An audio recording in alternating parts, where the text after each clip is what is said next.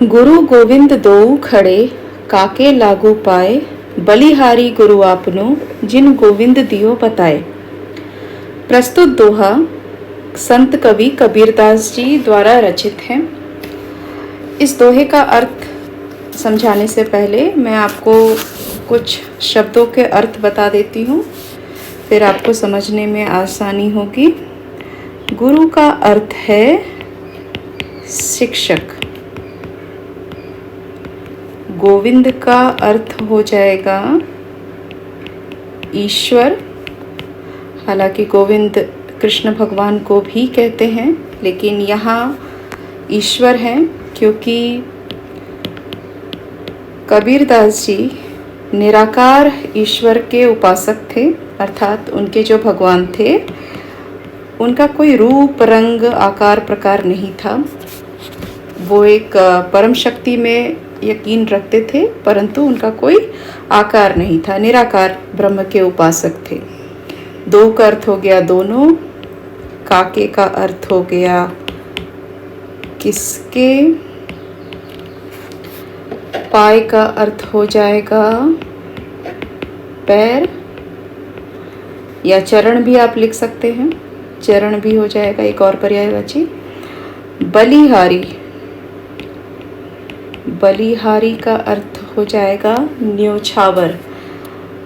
न्योछावर आप कह सकते हैं कि किसी के प्रति सैक्रिफाइस करना, लेकिन डिवोशन के साथ। ठीक है, तो बलिहारी का अर्थ न्योछावर। कुर्बान जाना भी लिख सकते हैं, एक और अर्थ हो सकता है कुर्बान जाना। ठीक है, ये भी आप लिख लीजिए, दोनों में से कोई भी लिखेंगे, दोनों ही सही है। जिन, जिन का अर्थ हो जाएगा जिन्होंने। तो कबीरदास जी उन्होंने इस दोहे में गुरु की महानता को दर्शाया है। उनका मानना है कि गुरु का स्थान जो है वो सर्वोपरि है, यहाँ तक कि ईश्वर से भी ऊपर। कहते हैं कि गुरु गोविंद दोऊ खड़े, अर्थात गुरु और ईश्वर दोनों अगर उनके सामने खड़े हों और उनके मन में ये दुविधा हो कि काके लागू पाए, अर्थात मैं किनके पैर पहले छूं, तो इस प्रश्न का उत्तर भी वो स्वयं ही देते हैं और कहते हैं कि बलिहारी गुरु आपनो, जिन गोविंद दियो बताए। अर्थात वो कहते हैं कि मैं पहले गुरु के ही चरण छूऊंगा, क्योंकि गुरु ने ही मुझे ईश्वर तक पहुंचने का मार्ग बताया है। दोहे का भाव ये है कि गुरु हमारे अज्ञान को मिटाकर ज्ञान का प्रकाश देते हैं, जिससे हम भगवान तक पहुंच सकते हैं। अतः शिष्य के लिए गुरु का महत्व गोविंद अर्थात ईश्वर से भी अधिक है। तो यहाँ उन्होंने गुरु की महानता को दर्शाया है। तो ये प्रथम दोहा जो है वो उन्हीं को समर्पित है। जब मैं था तब हरि नहीं, अब हरि हैं मैं नाही, प्रेम गली अति सांकरी, तामे दोना समाही। ये दूसरा दोहा है और दोहे का अर्थ समझाने से पहले मैं इसका अर्थ लिख दूं।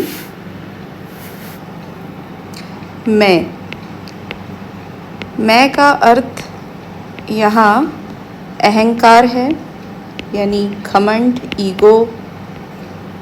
दूसरा है हरि। हरि शब्द का अर्थ ईश्वर है। हरि कृष्ण भगवान को भी कहा जाता है, लेकिन यहाँ ईश्वर है क्योंकि कबीरदास जी निराकार ईश्वर के उपासक थे। अति का अर्थ बहुत। सांकरी का अर्थ आपकी किताब में भी दिया हुआ है तंग। तंग का अर्थ तंग करना नहीं होता है, यहाँ तंग का अर्थ नैरो से है। और समाही, समाही का अर्थ हो जाएगा समाना।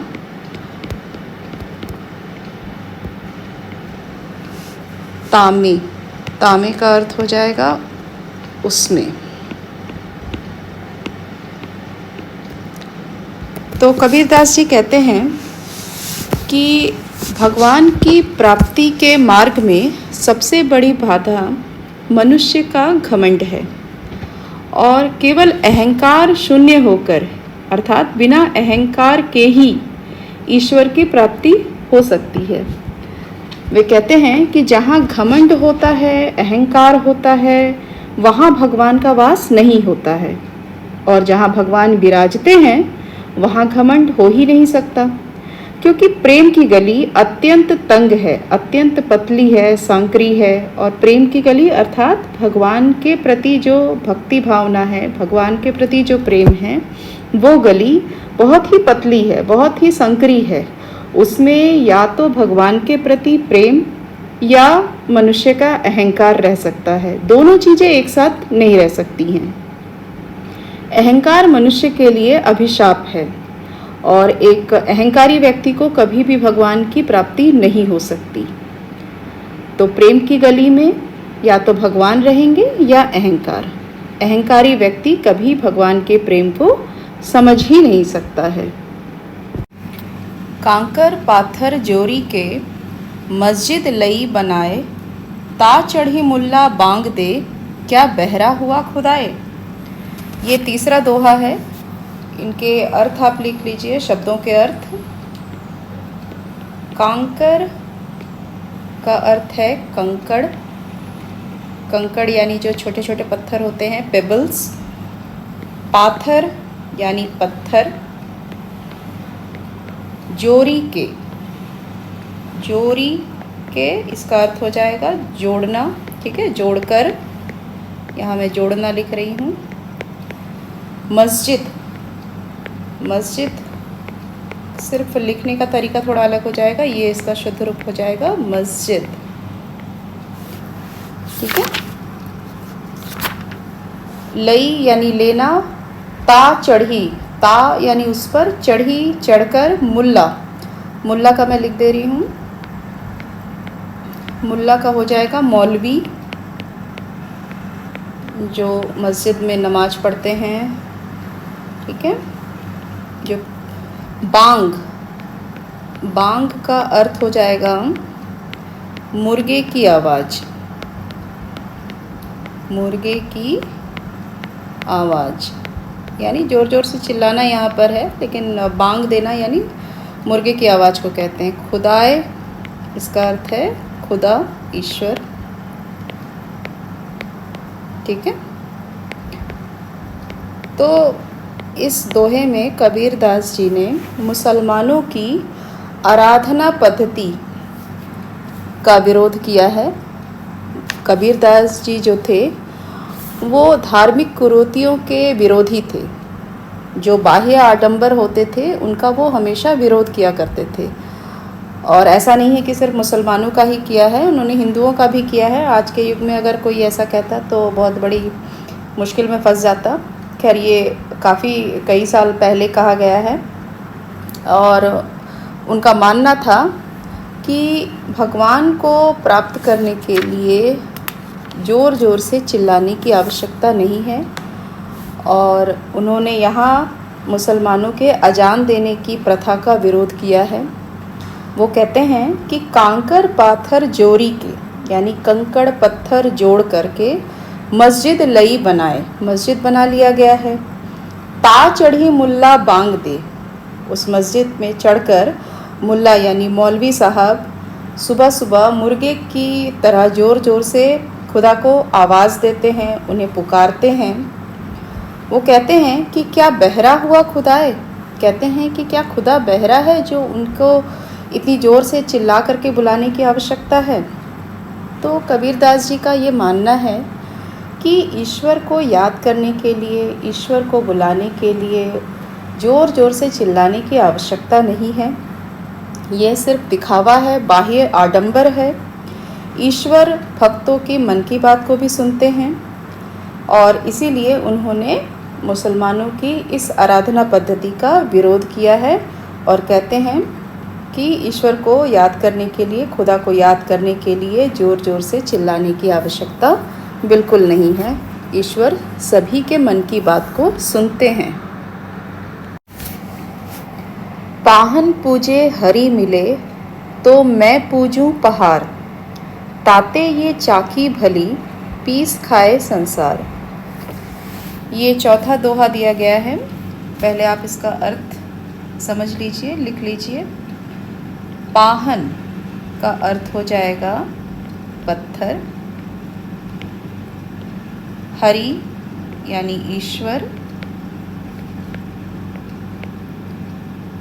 पूजू यानी पूजना, वो लिख नहीं रही हूँ, आसान है। पहाड़, पहाड़ हो जाएगा आपका पहाड़। ताते, ताते का अर्थ है उससे, ठीक है। और यहाँ उससे ये कंपेयर्ड टू दैट, इस तरह से। ताते ये चाकी, चाकी का अर्थ हो जाएगा चक्की, जो ग्राइंडिंग मिल होती है बच्चों, जो आप अगर देखे होंगे गांव में दो पत्थर के दो पार्ट होते हैं, ठीक है, उससे पीसा जाता है। पीस खाए संसार, संसार का अर्थ हो जाएगा दुनिया। तो ये जो दोहा है, इस दोहे में कबीर दास जी ने हिंदुओं की मूर्ति पूजा पर भी प्रहार किया है, ठीक है। जैसा मैंने पहले भी बताया है कि कबीर दास जी बाह्य आडंबर के विरोधी थे। ईश्वर को प्राप्त करने के लिए तरह तरह के जो बाह्य आडंबर होते हैं, जो दिखावे होते हैं, उनका वो हमेशा विरोध करते थे। धार्मिक कुरीतियों का जमकर विरोध करते थे।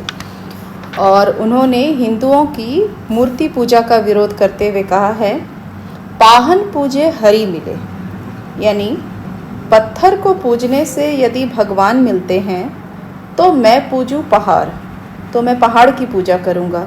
क्योंकि पहाड़ जो है वो एक छोटा पत्थर नहीं, वो एक बड़ा पत्थर का रूप है। तो मैं छोटे पत्थर में बनी हुई मूर्ति की पूजा क्यों करूं, मैं पहाड़ की पूजा करूंगा। फिर वो कहते हैं कि पहाड़ की पूजा करने से भी अच्छा है कि मैं चक्की की पूजा करूं, ठीक है। ताते ये चाकी भली, मतलब इन सभी से तो ये चक्की अच्छी है, जिसमें लोग अनाज पीसते हैं, लोगों का पेट भरता है। यानी चक्की की उपयोगिता मूर्ति से कहीं अधिक है। मूर्ति जो है वो भी पत्थर की बनी है, चक्की जो है वो भी पत्थर की बनी है, पर दोनों में ज़्यादा उपयोगी चीज़ चक्की है। तो वो कहते हैं कि अगर पत्थर को ही पूजना है तो मैं पत्थर से बनी हुई मूर्ति की बजाय मैं चक्की की पूजा करूँगा, जो एक उपयोगी वस्तु है, जो लोगों का भला करती है, जिसमें अनाज पीसा जाता है, लोगों का पेट भरता है। तो वो कहते हैं कि पाहन पूजे हरि मिले तो मैं पूजूं पहाड़, यानी पत्थर पूजने से अगर भगवान मिलते हैं तो मैं पहाड़ की पूजा करूँगा। और उनसे अच्छी तो ये चक्की है, जिसमें अनाज पीसा जाता है और लोगों का पेट भरता है। तो इस तरह उन्होंने ये कहा है कि भगवान जो है पत्थर की मूर्ति में वास नहीं करते, वो तो सबके हृदय में रहते हैं। सात समंद की मसी करों, लेखनी सब बनराए, सब धरती कागद करों, हरि गुण लिखा ना जाए। ये पांचवा दोहा है बच्चों, और हो सकता है आपकी किताब में हरि की जगह गुरु लिखा हुआ हो, तो चिंता करने की कोई बात नहीं है। पहले आप इन शब्दों के अर्थ समझ लीजिए, लिख लीजिए। समंद का अर्थ है समुद्र, सागर। मसी का अर्थ है स्याही, इंक। करो यानी करना। लेखनी, लेखनी हो जाएगा कलम, पेन आप कह सकते हैं। बनराय, बनराय का अर्थ है जंगल। कागद, कागद का अर्थ हो जाएगा कागज, ठीक है, पेपर। हरि यानी ईश्वर।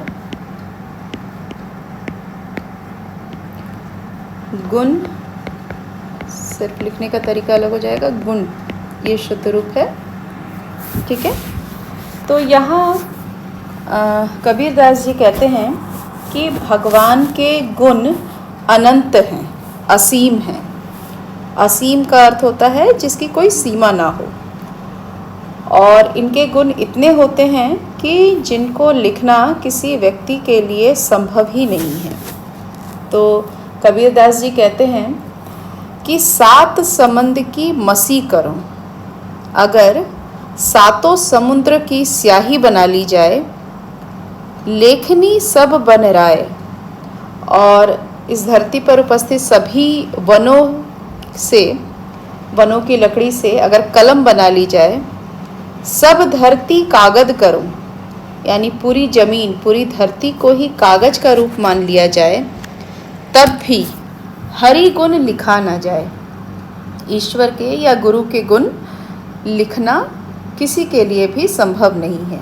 तो यहाँ कहने का तात्पर्य यह है कि भगवान जो हैं वो असीम गुणों से संपन्न हैं।